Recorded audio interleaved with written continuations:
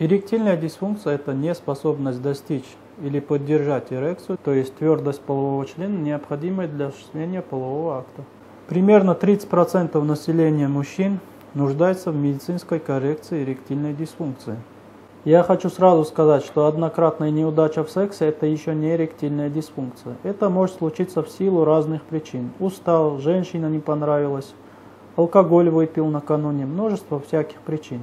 Но если это продолжается систематически на протяжении больше, чем 2 месяцев, есть смысл обратиться к доктору на консультацию. Специалисты, которые занимаются данной проблемой, в целом называются урологи. Специализация, которая занимается проблемой эректильной дисфункции, называется андрология. То есть нужно обратиться к урологу-андрологу. И самое главное, на мой взгляд, надо обратиться к специалисту, который тесно занимается проблемами эректильной дисфункции. Так как разделов урологии много, и одинаково заниматься всеми специальностями невозможно.